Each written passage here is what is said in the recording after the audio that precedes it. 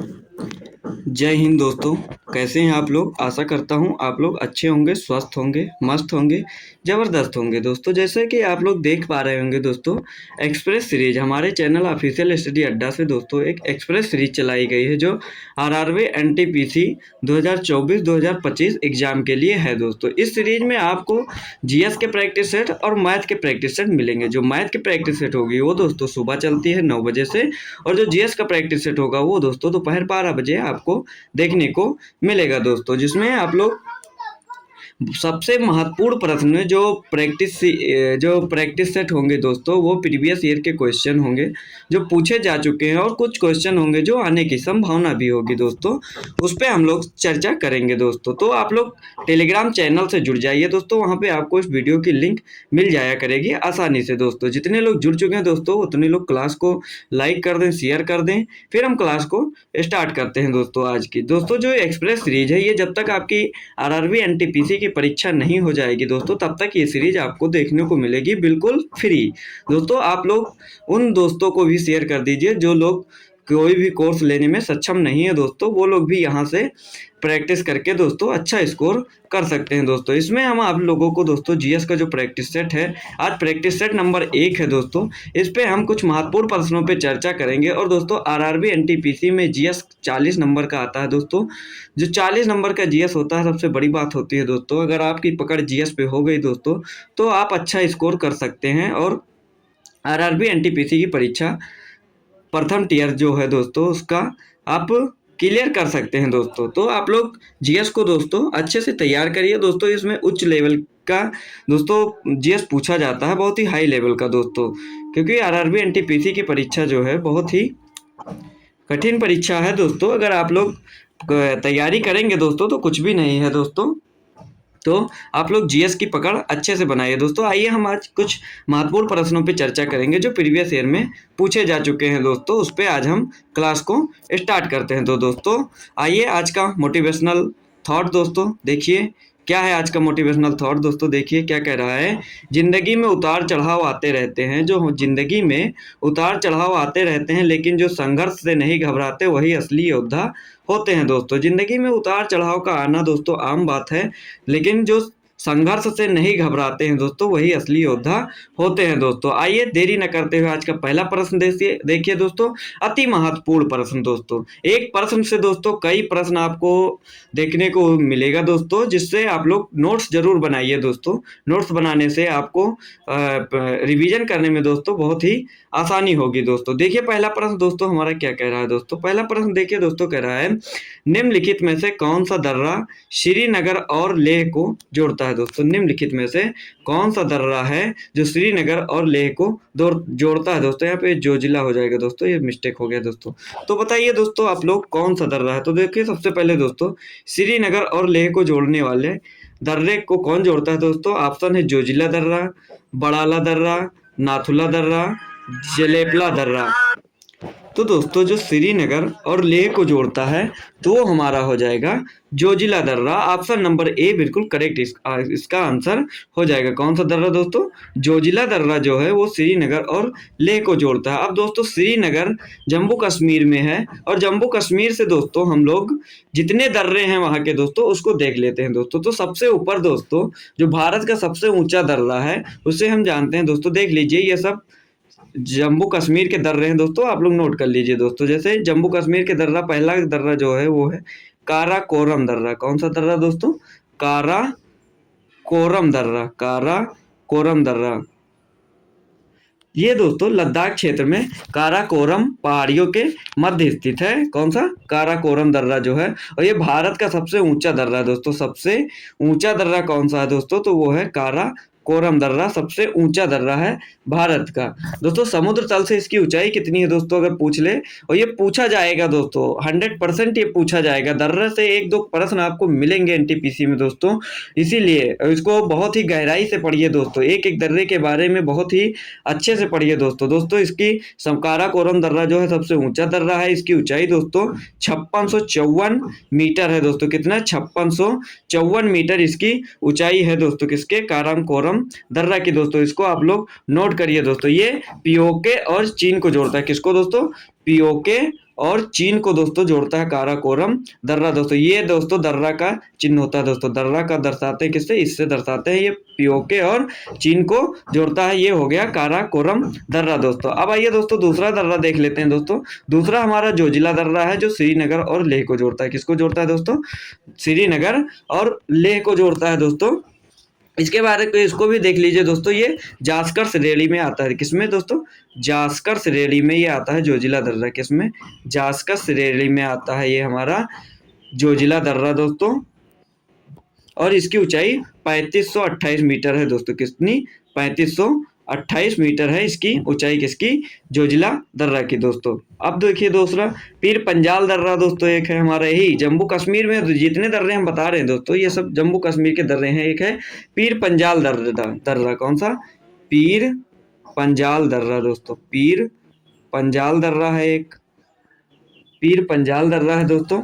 इसकी ऊंचाई दोस्तों 3490 मीटर है दोस्तों। ये पीर पंजाल पर्वत श्रेणी में है दोस्तों, पीर पंजाल दर्रा दोस्तों। फिर है बनिहाल दर्रा दोस्तों, एक है बनिहाल दर्रा, कौन सा, बनिहाल दर्रा दोस्तों। ये जम्मू कश्मीर में ये भी दोस्तों बनिहाल दर्रा दोस्तों है। ये जो है इसकी ऊंचाई कितनी है दोस्तों, 2832 मीटर है। समुद्र तल से इसकी ऊंचाई 2832 मीटर है दोस्तों। ये सबसे महत्वपूर्ण है, ये परीक्षा में पूछा गया है दोस्तों कि जवाहर सुरंग किस दर्रे के अंदर है दोस्तों। जवाहर सुरंग जो है वो किस दर्रे पर स्थित है दोस्तों, तो जवाहर सुरंग जो है बनिहाल दर्रे पर स्थित है दोस्तों। जवाहर सुरंग जो है वो बनिहाल दर्रे पर है दोस्तों। ये आपके एनटीपीसी में पूछा गया प्रश्न है दोस्तों। जवाहर सुरंग किस दर्रे में है दोस्तों, तो वो है बनिहाल दर्रे में दोस्तों। अब दोस्तों एक लास्ट आता है बुर्जिला दर्रा दोस्तों। ये गिलगिट को जोड़ता है दोस्तों, श्रीनगर और गिलगिट को जोड़ता है। इसकी ऊंचाई लगभग 4100 मीटर है दोस्तों। कौन सा, बुर्जिला दर्रा, बुर्जिल दर्रा, जो बुर्जिला दर्रा दोस्तों आता है एक, वो श्रीनगर और गिलगिट को जोड़ता है और समुद्र तल से इसकी ऊंचाई 4100 मीटर होती है दोस्तों। और ये जरूर आप लोग नोट कर लीजिएगा, जवाहर सुरंग जो है वो बनिहाल दर्रा पर अवस्थित है दोस्तों। अब आइए दोस्तों कमेंट में, इसमें ऑप्शन में दोस्तों एक दो दर्रे और हैं, उनको भी जान लेते हैं कहाँ के दर्रे हैं दोस्तों।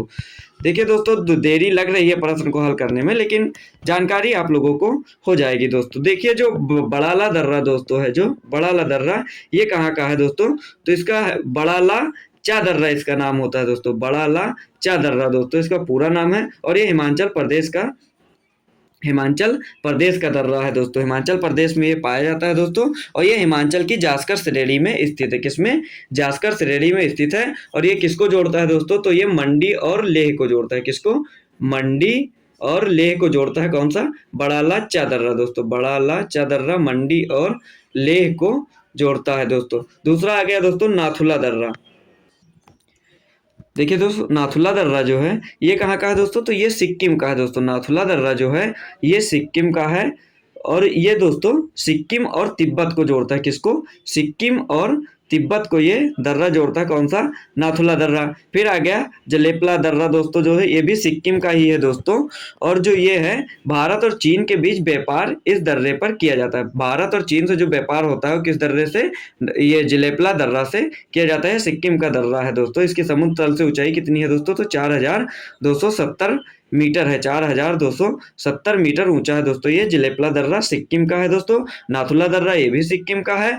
बड़ाला चा दर्रा जो है ये कहाँ का है आपका, हिमाचल प्रदेश का है दोस्तों। तो आशा करता हूँ दोस्तों आपको इतना समझ में आ गया होगा, क्लियर। आइए दोस्तों अगला प्रश्न देखते हैं, प्रश्न नंबर 2। प्रश्न नंबर 2 देखिए दोस्तों क्या कह रहा है, बहुत ही महत्वपूर्ण प्रश्न दोस्तों। देखिए कह रहा है अंतरराष्ट्रीय नृत्य दिवस कब मनाया जाता है। अंतरराष्ट्रीय नृत्य दिवस जो है ये कब मनाया जाता है दोस्तों, तो ये 27 अप्रैल को मनाया जाता है, 29 अप्रैल को मनाया जाता है, या 28 अप्रैल को मनाया जाता है, या 30 अप्रैल को मनाया जाता है। तो दोस्तों जो अंतरराष्ट्रीय नृत्य दिवस है दोस्तों ये मनाया जाता है हमारा, कब मनाया जाता है दोस्तों, तो ये मनाया जाता है 29 अप्रैल। कब, 29 अप्रैल को मनाया जाता है दोस्तों। अब ये कहाँ से दोस्तों ये इसका मतलब उत्पत्ति हुई अंतरराष्ट्रीय नृत्य दिवस की दोस्तों, तो दोस्तों एक संस्थान है रंगमंच संस्थान। कौन सा, रंगमंच संस्थान है दोस्तों। एक रंगमंच संस्थान है दोस्तों।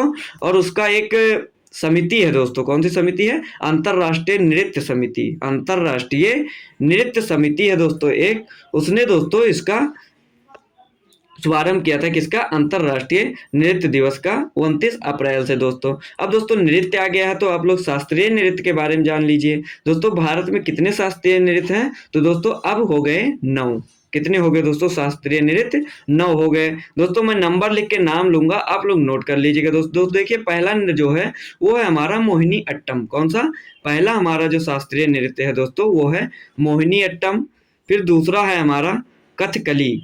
कौन सा दोस्तों, कथकली। और जो मोहिनी अट्टम और कथकली जो है दोस्तों ये केरल के शास्त्रीय नृत्य हैं दोस्तों। कहाँ के, केरल के। और दोस्तों तीसरा देखिए दोस्तों, तीसरा जो हमारा है वो हो जाएगा कुचिपुड़ी। और कुचिपुड़ी जो है दोस्तों वो आंध्र प्रदेश का शास्त्रीय नृत्य है। फिर चौथा हो जाएगा भरतनाट्यम। भरतनाट्यम हमारा कहाँ का है दोस्तों, तो वो है तमिलनाडु का।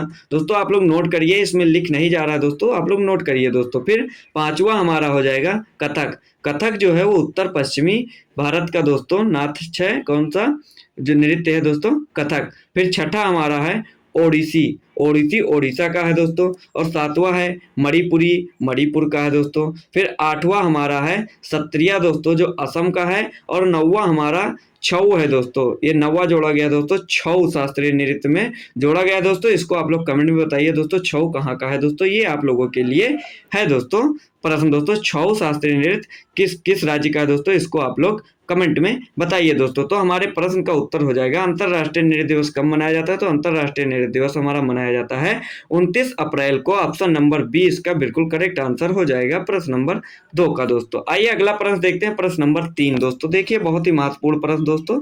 देखिए प्रश्न नंबर 3 हमारा क्या कह रहा है दोस्तों, प्रश्न नंबर 3 कह रहा है लंदन में संपन्न हुए दूसरे गोलमेज सम्मेलन में कांग्रेस का प्रतिनिधित्व किसने किया था। दोस्तों जो लंदन में संपन्न हुए थे दूसरे गोलमेज सम्मेलन में कांग्रेस का प्रतिनिधित्व किसने किया था दोस्तों, तो प्रतिनिधित्व किसने किया था गोलमेज सम्मेलन दोस्तों। कितने गोलमेज सम्मेलन हुए हैं, तो दोस्तों तो टोटल 3 गोलमेज सम्मेलन हुए हैं। कितने, 3 गोलमेज सम्मेलन हुए। तीनों कहाँ पे हुए दोस्तों, ये तीनों हुए हैं लंदन में। कहाँ पे दोस्तों, तीनों कहाँ पे हुए हैं दोस्तों, तीनों गोलमेज सम्मेलन जहाँ पे हुए हैं दोस्तों वो हुए हैं लंदन में दोस्तों। तीनों गोलमेज सम्मेलन हुआ है। और जो ये दूसरा गोलमेज सम्मेलन था दोस्तों ये कब से कब तक हुआ था दोस्तों, ये जो पूछा जा रहा है दूसरा गोलमेज सम्मेलन, तो जो दूसरा गोलमेज सम्मेलन था दोस्तों ये 7 सितंबर 1931 से 1 दिसंबर 1931 तक चला था। कब से कब तक चला था दोस्तों, 7 सितंबर से लेकर 7 सितंबर 1931 से लेकर दोस्तों कब तक चला था, 1 दिसंबर 1931 तक ये दूसरा गोलमेज सम्मेलन चला था। और इसकी मतलब प्रतिनिधित्व किसने किया था दोस्तों, तो वो किया था महात्मा गांधी जी ने दोस्तों। किसने किया था, महात्मा गांधी जी ने दोस्तों। दूसरे गोलमेज सम्मेलन में कांग्रेस का प्रतिनिधित्व महात्मा गांधी जी ने किया था दोस्तों। ये जिस जहाज से गए थे उस जहाज का नाम था SS राजपुताना दोस्तों, उस जहाज का नाम था। और कांग्रेस के एकमात्र ये दूसरे गोलमेज सम्मेलन में इसने केवल मतलब भाग लिया था दोस्तों, दूसरे गोलमेज सम्मेलन में दोस्तों। उसका प्रतिनिधित्व किसने किया था, तो महात्मा गांधी जी ने किया था दोस्तों। और दोस्तों अगर पूछ ले दोस्तों कि पहला गोलमेज सम्मेलन कब हुआ था, तो पहला हुआ था दोस्तों, पहला गोलमेज सम्मेलन जो हुआ था दोस्तों वो 12 नवंबर दोस्तों। कब हुआ था, 12 नवंबर 1930 को पहला गोलमेज सम्मेलन हुआ था दोस्तों। कब हुआ था, 12 नवंबर 1930 को पहला हुआ था। दूसरा कब हुआ था, तो 7 सितंबर 1931 को हुआ था। और दोस्तों तीसरा गोलमेज सम्मेलन अगर आपसे पूछ ले, क्या पूछ ले दोस्तों, 1 मिनट प्रश्न बदल गया दोस्तों। अगर आपसे पूछ ले तीसरा गोलमेज सम्मेलन दोस्तों, तीसरा गोलमेज सम्मेलन पूछ ले तो वो हमारा हुआ था 17 नवंबर। कब हुआ था दोस्तों, 17 नवंबर 1932। 17 नवंबर 1932 में तीसरा गोलमेज सम्मेलन हुआ था। प्रश्न का उत्तर हो जाएगा महात्मा गांधी। लंदन में संपन्न हुए दूसरे गोलमेज सम्मेलन में कांग्रेस का प्रतिनिधित्व किसने किया था, तो महात्मा गांधी जी ने किया था। आइए दूसरा प्रश्न देखते हैं, प्रश्न नंबर 4 दोस्तों क्या कह रहा है हमारा। प्रश्न नंबर 4 कह रहा है निम्नलिखित में से कौन सी भारतीय खदान दुनिया की सबसे बड़ी यूरेनियम खदानों में से एक है दोस्तों। ऑप्शन है दोस्तों तुम्मालापल्ली खदान, नरवापर हर खदान, फिर है जादूगुड़ा खदान और बतिन खदान। तो दोस्तों जो दुनिया की सबसे बड़ी यूरेनियम खदानों में से एक है दोस्तों, तो वो हमारी है तुम्मापल्ली खदान दोस्तों, तुम्मापल्ली पल्ली खदान ये कहाँ पे स्थित है दोस्तों? तो ये आंध्र प्रदेश के कुड़प्पा जिले में स्थित है। कहाँ पे दोस्तों? आंध्र प्रदेश के कुड़प्पा जिले में स्थित है दोस्तों तुमालापल्ली खदान, जो यूरेनियम की सबसे बड़ी खदान है दोस्तों। किसमें? कुड़प्पा जिले में, आंध्र प्रदेश के कुड़प्पा जिले में स्थित है दोस्तों ये तुम्मापल्ली खदान दोस्तों, जो यूरेनियम की सबसे बड़ी खदान है दोस्तों। तो इस प्रश्न का उत्तर दोस्तों हमारा ऑप्शन नंबर ए हो जाएगा, बिल्कुल करेक्ट आंसर, तुमालापल्ली खदान, प्रश्न नंबर 4 का। आइए अगला प्रश्न देखते हैं। प्रश्न नंबर 5 हमारा दोस्तों देखिए क्या कह रहा है। प्रश्न नंबर 5 दोस्तों देखिए क्या कह रहा है। प्रश्न नंबर 5 कह रहा है, एक अलग आंध्र के लिए हुए आंदोलन को क्या कहा जाता है? एक अलग आंध्र के लिए हुए आंदोलन को क्या कहा जाता है दोस्तों? हमारा आंध्र आंदोलन, आज़ाद आंध्र आंदोलन, विशालांध्र आंदोलन या तेलुगु आंध्र आंदोलन? तो दोस्तों इसका सही उत्तर क्या होगा दोस्तों? जो भारत मतलब एक अलग आंध्र के लिए जो आंदोलन हुआ था उसे क्या कहा गया दोस्तों? तो उसे कहा गया हमारा विशाल आंध्र आंदोलन। क्या कहा गया दोस्तों? विशाल आंध्र आंदोलन कहा गया एक अलग आंध्र के लिए हुए आंदोलन को। ऑप्शन नंबर सी इसका बिल्कुल करेक्ट आंसर हो जाएगा प्रश्न नंबर 5 का दोस्त। आइए अगला प्रश्न देखते हैं। प्रश्न नंबर 6 दोस्तों क्या कह रहा है।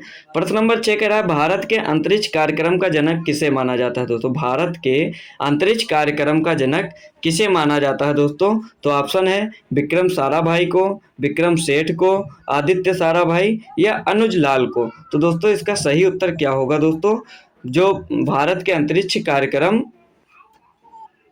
तो दोस्तों इसका सही उत्तर हो जाएगा Vikram Sarabhai, option number A बिल्कुल करेक्ट आंसर हो जाएगा। भारत में अंतरिक्ष कार्यक्रम के जनक कौन थे? तो वो थे विक्रम साराभाई दोस्तों। और इसरो की दोस्तों स्थापना कब हुई थी दोस्तों? इसको भी नोट कर लीजिए दोस्तों। इसरो की स्थापना जो हुई थी वो हुई थी 15 अगस्त 1969 को। 15 अगस्त 1969 को हुई थी इसरो की स्थापना। 15 अगस्त 1969 को इसकी स्थापना हुई थी इसरो की दोस्तों। और इसके जो अध्यक्ष थे वो कौन थे दोस्तों? तो साराभाई थे दोस्तों।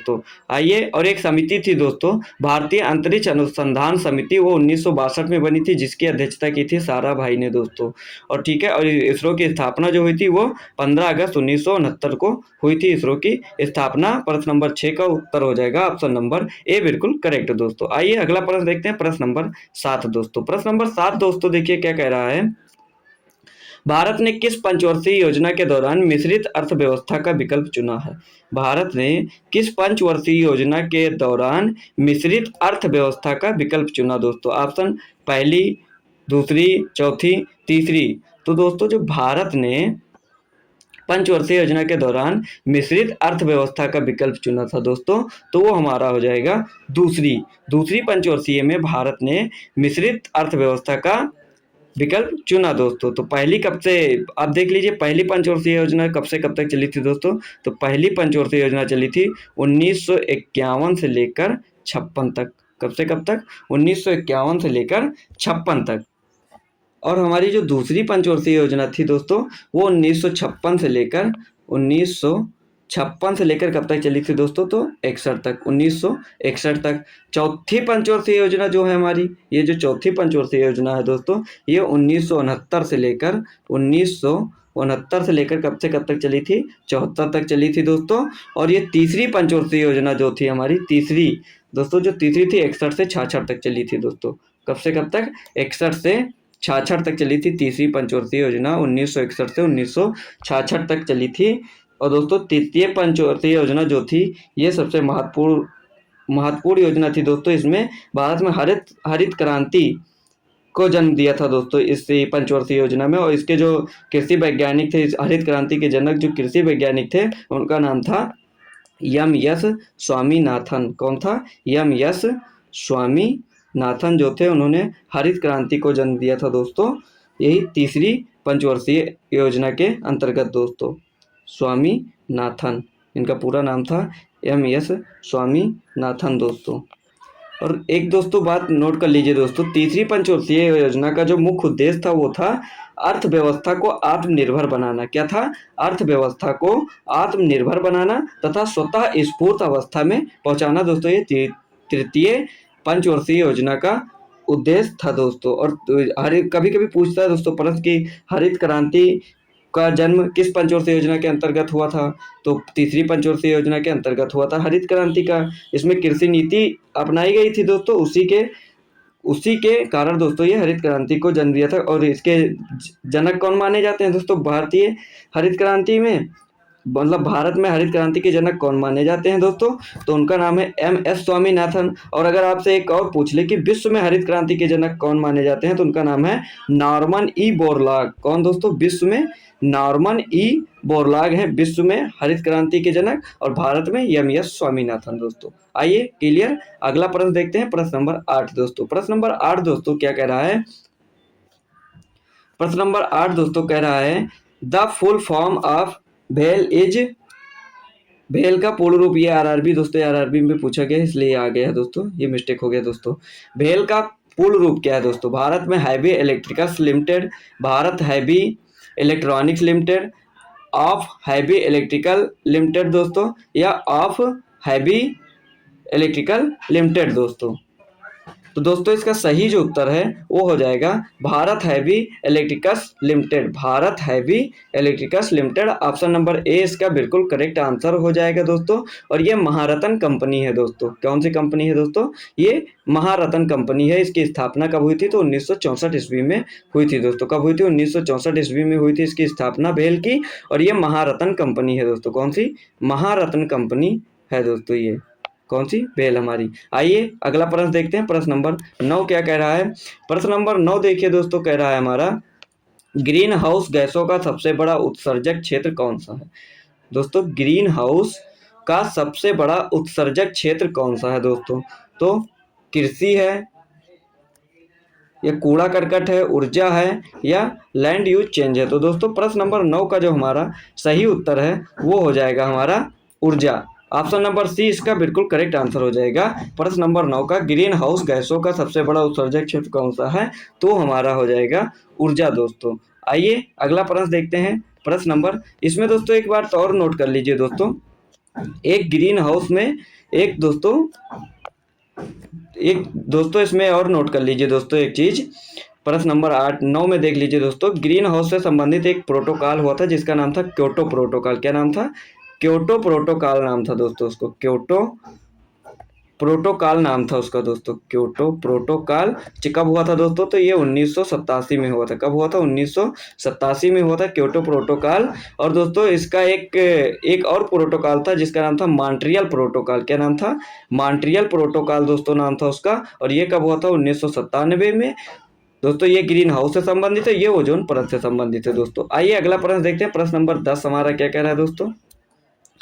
प्रश्न नंबर 10 हमारा कह रहा है दोस्तों, किस स्थान को nursery of the Bengal army कहा जाता है दोस्तों? देखिए दोस्तों, किस स्थान को नर्सरी ऑफ द बंगाल कहा जाता है दोस्तों? किस स्थान को कहा जाता है? तो दोस्तों बंगाल को कहा जाता है, पूर्वी उत्तर प्रदेश को कहा जाता है, या पंजाब को, या अवध को?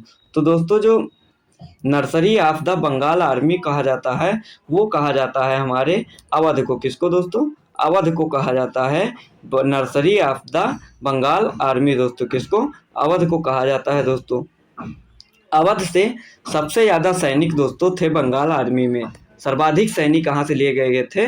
तो वो अवध से ही लिए गए थे दोस्तों। सर्वाधिक सैनिक अवध से ही लिए गए थे दोस्तों। उस समय एक सर्वप्रथम जो 1857 की क्रांति थी दोस्तों, 1857 की क्रांति जो हुई थी दोस्तों, उसी समय हुई थी जब ये अवध के सैनिक जो थे, और ये इसमें एक इन्फेंट्री सैनिक थे मंगल पांडे, ये पहले शहीद हुए थे। 1857 की क्रांति में सबसे पहले शहीद कौन हुआ था? तो मंगल पांडे ही हुए थे दोस्तों। इसमें से थोड़ा और आप लोग नोट कर लीजिए दोस्तों, अगर नोट करना चाहें दोस्तों तो आप, कि 1857 की क्रांति का जो नेतृत्व कर रहे थे वो दिल्ली में कौन कर रहा था दोस्तों? तो दिल्ली में बहादुर शाह जफर कर रहे थे। कौन कर रहा था दोस्तों? दिल्ली से कौन कर रहा था दोस्तों? तो यहाँ से बहादुर शाह जफर और वक्त खां कर रहे थे दोस्तों। कानपुर में बात करें आप तो कानपुर में हमारे नाना साहब, जिसका नाम था दूदू पंत दोस्तों और तात्या टोपे जी और रामचंद्र पांडुरंग, इतने लोग दोस्तों कानपुर से कर रहे थे। और झांसी से दोस्तों बात करें तो झांसी से जो 1857 की क्रांति का नेतृत्व कर रही थी वो हमारी कर रही थी मणिकर्णिका दोस्तों, जिनका नाम मनु था दोस्तों, झांसी से दोस्तों। और फिर आ गया हमारा मथुरा से, तो चौधरी देवी सिंह कर रहे थे। और असम में दोस्तों तो मणिराम दत्त कर रहे थे। और फिर एक बरेली में दोस्तों, तो वहाँ से बरेली में 1857 की क्रांति के जो थे वो कर रहे थे हमारे खान बहादुर खान दोस्तों। और फैजाबाद में मौलवी अहमदुल्ला। हम ये क्यों बताएं दोस्तों, आपके आरआरबी एनटीपीसी में ये पूछा गया है कि असम से 1857 की क्रांति के नेतृत्वकर्ता कौन थे दोस्तों, तो वो थे मणिराम दत्त जी थे। ये आप लोग नोट कर लीजिए दोस्तों, और जितने बताएं सब पूछे जा सकते हैं दोस्तों। आइए अगला प्रश्न देखते हैं, प्रश्न नंबर 11 दोस्तों क्या कह रहा है। प्रश्न नंबर 11 हमारा कह रहा है लोकप्रिय दोस्तों, क्या कह रहा है, देखिए, लोकप्रिय काल्पनिक उपन्यास चंद्रकांता की रचना किसने की थी दोस्तों। लोकप्रिय काल्पनिक उपन्यास चंद्रकांता की रचना किसने की थी दोस्तों। मैथिली शरण ने की थी, जयशंकर ने की थी, देवकी नंदन खत्री ने की थी, या मुंशी प्रेमचंद जी ने की थी। तो दोस्तों जो हमारी चंद्रकांता है उसकी रचना किसने की थी, तो उसकी रचना हमारे देवकी नंदन खत्री जी ने की थी दोस्तों। किसकी, चंद्रकांता की रचना दोस्तों। और कब की थी, तो 1886 ईस्वी में ये लिखी गई थी दोस्तों। कब लिखी गई थी, 1886 ईस्वी में लिखी गई थी दोस्तों चंद्रकांता दोस्तों। मैथिली शरण गुप्त के दोस्तों देख लीजिए रचनाएं कौन कौन सी हैं। मैथिली शरण गुप्त की रचनाएं कौन कौन सी हैं दोस्तों, तो इनकी रचना है साकेत, द्वापर, यशोधरा और भारत भारती। फिर बात करें दोस्तों जयशंकर प्रसाद की, सबसे प्रमुख रचना इनकी कामायनी है दोस्तों। फिर आती है आंसू, लहर, कंकाल, तितली, ये हो गई दोस्तों जयशंकर प्रसाद की रचना। मुंशी प्रेमचंद की रचना की बात करें दोस्तों, तो सबसे महत्वपूर्ण जो परीक्षा में पूछी जाती है वो है हमारे गबन और गोदान दोस्तों। ये गबन और गोदान रचना जो है ये इनकी है किसकी, मुंशी प्रेमचंद जी की दोस्तों। और सबसे प्रसिद्ध रचना जयशंकर प्रसाद की है तो वो है कामायनी दोस्तों। आइए अगला प्रश्न देखते हैं दोस्तों, प्रश्न नंबर 12 हमारा क्या कह रहा है दोस्तों। देखिए 12 भी बहुत अच्छा प्रश्न है दोस्तों। कह रहा है कामाख्या मंदिर किस राज्य में स्थित है दोस्तों। कामाख्या मंदिर जो है वो किस राज्य में स्थित है, ये कहाँ पे स्थित है दोस्तों। मणिपुर में है, सिक्किम में है, असम में है, या मेघालय में है। तो दोस्तों जो हमारी कामाख्या मंदिर है, माँ कामाख्या मंदिर जो है हमारी दोस्तों, ये माँ कामाख्या मंदिर जो है दोस्तों ये असम में स्थित है। कहाँ पे दोस्तों, ये असम में स्थित है।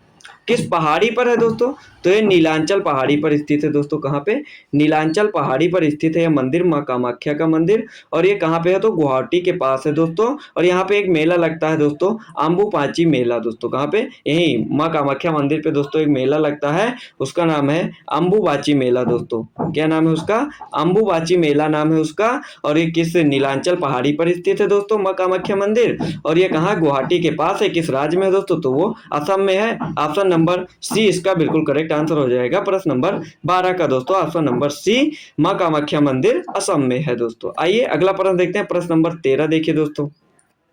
प्रश्न नंबर 13 कह रहा है भूमि का वह भौतिक विस्तार जिस पर फसलें बोई और काटी जाती है उसे निम्नलिखित में से किस नाम से जाना जाता है दोस्तों। देखिए कह रहा है भूमि का वह भौतिक विस्तार जिस पर फसलें बोई और काटी जाती हैं उसे निम्नलिखित में से क्या कहा जाता है, क्या कहा जाता है। कृषि बंजर भूमि, परती भूमि, कुल बीजारोपित भूमि, या वर्तमान परती भूमि। तो दोस्तों इसका सही उत्तर हमारा हो जाएगा option number C, net sown area, मतलब कुल बीजारोपित भूमि कहा जाएगा दोस्तों। इसे क्या कहा जाएगा, कुल बीजारोपित भूमि कहा जाएगा जिस पर फसलें बोई और काटी जाती हैं दोस्तों। और दोस्तों एक प्रश्न आता है, वनों को काटकर की जाने वाली कृषि क्या कहलाती है दोस्तों। वनों को काटकर की जाने वाली कृषि क्या कहलाती है दोस्तों। जो वनों को काटकर की जाने वाली खेती है उसे हम कहते हैं शिफ्टिंग वल्टिकेशन दोस्तों। क्या कहते हैं, शिफ्ट वल्टिकेशन, या झूम कृषि के नाम से भी जानते हैं दोस्तों उसे।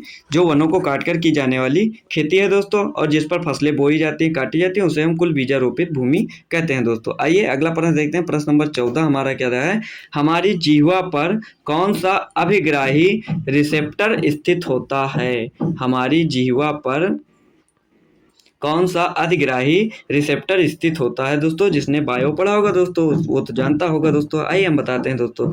ये है प्रकाशग्राही, तापग्राही, रस संवेदी या घ्राणग्राही। तो दोस्तों इसका सही उत्तर हो जाएगा रस संवेदी। हमारी जिह्वा पर जो दोस्तों स्वाद कलिकाएं पाई जाती हैं, क्या पाई जाती हैं? स्वाद कलिकाएं पाई जाती हैं, वो रस संवेदी होती हैं दोस्तों। ये देखिए यहाँ जो सबसे पहला अग्रभाग होता है ये स्वीट के लिए होता है, स्वाद कलिकाएं स्वीट के लिए होता है। जो पिछले का भाग होता है दोस्तों ये बिटर के लिए होता है, ये साल्ट के लिए, यहाँ पे साल्ट का होता है, और ये साउल के लिए होता है दोस्तों। या तो इसका सही उत्तर हो जाएगा ऑप्शन नंबर सी, बिल्कुल करेक्ट आंसर हो जाएगा रस संवेदी। हमारी जीवा पर कौन सा अभिग्राही रिसेप्टर स्थित होता है? तो होता है रस संवेदी दोस्तों। आइए अगला प्रश्न देखते हैं। प्रश्न नंबर 15 दोस्तों कह रहा है निम्नलिखित में से कौन सी ई शॉपिंग वेबसाइट नहीं है दोस्तों? निम्नलिखित में से कौन सी ई शॉपिंग वेबसाइट नहीं है दोस्तों? तो इसमें से कौन सी नहीं है दोस्तों? तो हमारी कौन सी साइट नहीं है ई शॉपिंग? तो दोस्तों हमारी ट्विटर साइट नहीं है। जो ट्विटर है दोस्तों ये कौन सी है? ये सोशल साइट है दोस्तों। कौन सी है? ये सामाजिक साइट है दोस्तों। सामाजिक साइट ये है, बाकी जो जितनी है 3 है ये हमारी ई शॉपिंग वेबसाइट है दोस्तों। सोशल साइट है दोस्तों ये ट्विटर हो गया, फेसबुक हो गया और इंस्टाग्राम हो गया। इंस्टाग्राम दोस्तों आजकल बहुत फेमस है। कितने लोग रील देखते हैं दोस्तों?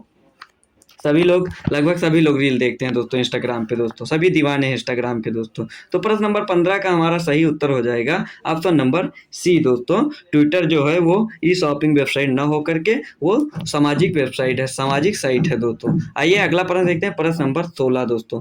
प्रश्न नंबर 16 देखिए दोस्तों क्या कह रहा है। गुजरात स्थित जूनागढ़ की गिरनार पहाड़ियां आमों की किस्म के लिए प्रसिद्ध है। जो जूनागढ़ की गिरनार पहाड़ियां हैं वो आमों की किस किस्म के लिए प्रसिद्ध है दोस्तों? केसर के लिए, दशहरी के लिए, अल्फांसो के लिए या तोतापुरी के लिए? तो दोस्तों जो गिरनार की पहाड़ियां हैं दोस्तों, गिरनार की पहाड़ियां जो आम के लिए, किस आम के लिए प्रसिद्ध है दोस्तों? तो वो है केसर।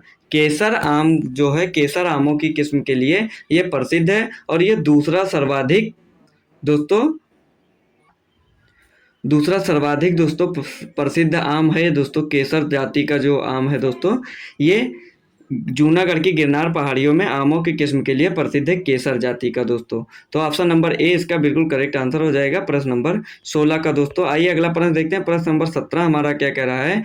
प्रश्न नंबर 17 कह रहा है आंखों की फोकस दूरी को समायोजित कर निकट और दूर की वस्तुओं पर ध्यान केंद्रित करने की क्षमता को आंख की का कहा जाता है। यहाँ पे क्या भरा जाएगा दोस्तों? जो हमारी आंखों की फोकस दूरी को समायोजित कर निकट और दूर की वस्तुओं पर ध्यान केंद्रित करने की क्षमता को क्या कहा जाता है दोस्तों? तो अपवर्तक कहा जाता है, समायोजन या समंजन या उपयुक्तता। तो दोस्तों क्या कहा जाता है दोस्तों? तो इसका सही उत्तर हो जाएगा हमारा समंजन दोस्तों। ऑप्शन नंबर सी इसका बिल्कुल करेक्ट आंसर हो जाएगा दोस्तों। आँख की फोकस की दूरी को समायोजित कर निकट की वस्तुओं पर ध्यान केंद्रित करने की क्षमता को आँख की समंजन कहा जाता है दोस्तों। देखिए दोस्तों ये हमारी हो गई आँख, ये हो गई हमारी रेटिना दोस्तों। ठीक है दोस्तों। अगर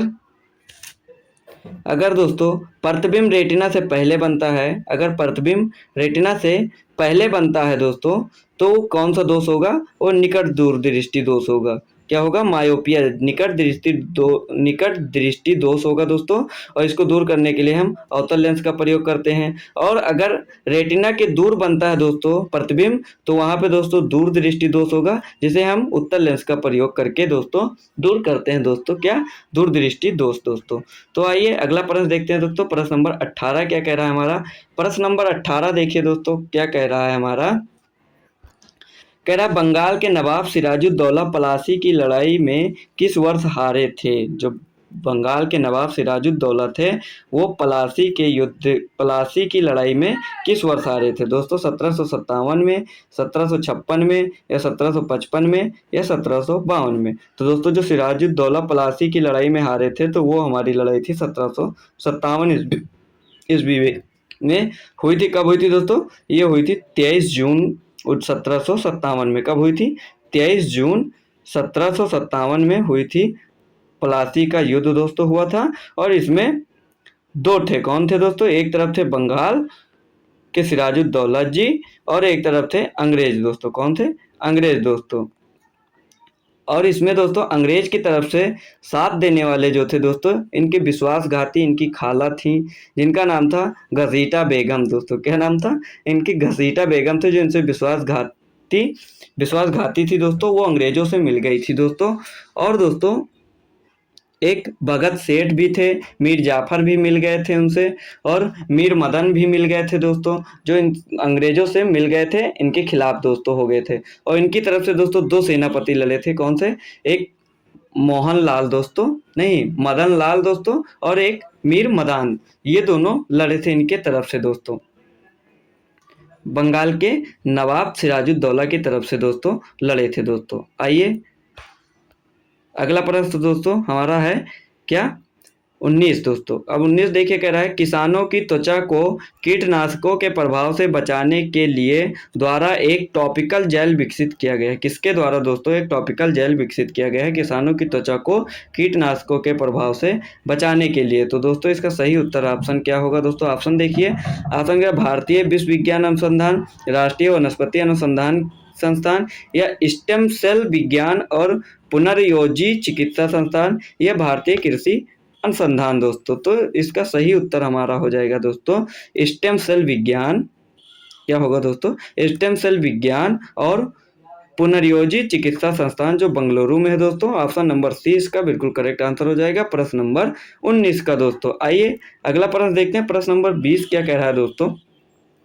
देखिए प्रश्न नंबर 20 कह रहा है सहायक गठबंधन 1798 ईस्वी में डैश द्वारा तैयार एक गैर हस्तक्षेप नीति थी। तो दोस्तों क्या थी? लॉर्ड इरविन थी, लॉर्ड बेटिंग, लॉर्ड बेलेजली, या लॉर्ड कॉर्नवालिस द्वारा। तो दोस्तों सहायक गठबंधन जो 1798 में किसके द्वारा तैयार एक गैर हस्तक्षेप नीति थी दोस्तों? किसके द्वारा तैयार की गई थी सहायक गठबंधन दोस्तों? तो वो तैयार की गई थी हमारे दोस्तों लॉर्ड वेलेजली द्वारा दोस्तों। ऑप्शन नंबर सी इसका बिल्कुल करेक्ट आंसर हो जाएगा। लॉर्ड वेलेजली द्वारा तैयार की गई थी सहायक गठबंधन नीति 1798 ईस्वी में दोस्तों, और ये गैर हस्तक्षेप नीति थी दोस्तों, लॉर्ड वेलेजली द्वारा तैयार की गई थी दोस्तों। दोस्तों आशा करता हूँ आपको ये 20 प्रश्न पसंद आए होंगे दोस्तों। आज पहला दिन था दोस्तों, प्रैक्टिस सेट नंबर 1 था दोस्तों, इसलिए आज तक हमने आज के लिए बस 20 ही प्रश्न रखे दोस्तों। हम दिन प्रतिदिन दोस्तों प्रश्नों की संख्या बढ़ाएंगे दोस्तों। आशा करता हूँ आपको वीडियो पसंद आई होगी दोस्तों। अगर वीडियो पसंद आई हो तो वीडियो को लाइक करें, शेयर करें, कमेंट करें दोस्तों। चैनल पर नए हैं तो चैनल को सब्सक्राइब करें दोस्तों। ये जो हमारी एक्सप्रेस सीरीज है दोस्तों, ये आपकी परीक्षा के अंत, जब तक परीक्षा हो नहीं जाएगी तब तक ये हमारी सीरीज चलने वाली है दोस्तों। इस पर मैथ की क्लास आपको रोजाना दोस्तों 9 बजे मिलेगी दोस्तों। आरआरबी एनटीपीसी ऑफिशियल स्टडी अड्डा पे दोस्तों मिलेगी हमारी एक्सप्रेस सीरीज के नाम से दोस्तों। यहाँ पे आपको मैथ की क्लास मिलेगी और जीएस प्रैक्टिस सेट मिलेगा दोस्तों, और मैथ प्रैक्टिस सेट दोनों मिलेगा दोस्तों। तो दोस्तों आज के लिए बस इतना ही दोस्तों। जय हिंद, जय भारत।